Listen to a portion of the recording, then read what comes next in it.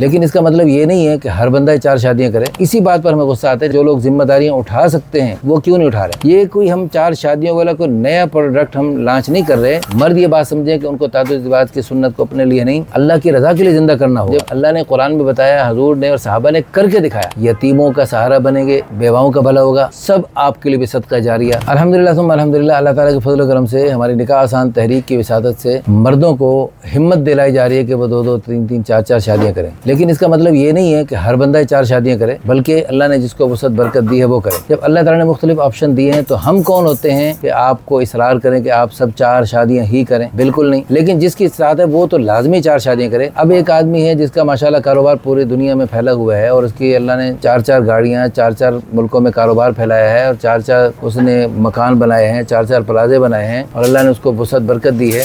وہ ماشاءاللہ پوری دنیا کو آگے لگایا ہوا ہے اس نے، تو کیا وہ 2 3 4 بیویوں کی ذمہ داریاں نہیں اٹھا سکتا؟ ہمیں غصہ کیوں آتا ہے؟ ہمیں جب پوری دنیا سے روزانہ خواتین، بیچاری خواتین، بیوہ، مطلقہ، لیٹ میرج خواتین کے روزانہ فون آتے ہیں، ہم سر پٹک جاتے ہیں کہ ان کا کیا کریں۔ یہ کوئی ہم 4 شادیوں والا کوئی نیا پروڈکٹ ہم لانچ نہیں کر رہے۔ میں ہوں، یہ مفتی طارق مسعود صاحب ہیں اور اس طرح دیگر علماء کرام ہیں۔ یہ تو ایک سنت ہے جس کو ہم زندہ کرنے کی کوشش کریں، بھولی سنت، ایک قیمتی سرمایہ جو ہم سے گم ہو گیا ہے۔ اس سرمایہ کو واپس اپنے معاشرے میں اس سنت کی برکت سے بہتر بنانا چاہ رہے ہیں۔ اس کے لیے ہم سب کو مل کر محنت کرنی ہوگی۔ اس سنت سے خوف زدہ نہ ہوں کہ آپ بھلا کیسے عدل کر سکیں گے۔ جب آپ سچی نیت کریں گے تو اللہ تعالیٰ کی مدد آپ کے ساتھ ہوگی انشاءاللہ، اور آپ کے لیے راہیں آسان ہو۔ والذین جاہدوا فینا لنہدینہم سبلنا، جو ہمیں پانے کے لیے، ہماری رضا کے لیے جدوجہد محنت کوشش کرتے، اللہ تعالیٰ ان کے لیے ہدایت کی راہیں کھول دیتے ہیں۔ وکفا بہم اسوۃ وکفا بہم قدوۃ، وہی ہمارے لیے بہترین اور اعلیٰ ترین نمونہ، اور ہمیں اور کسی کو آئیڈیل نمونہ بنانے کی کوئی ضرورت نہیں۔ اچھا، اس کے لیے سب سے پہلے ہمت نہ ہو رہی ہو تو سب سے پہلے اللہ تعالیٰ سے مانگے اور خوب مانگے۔ جیسے اپنے لیے کوئی بہت ضروری دنیاوی چیز اللہ تعالیٰ سے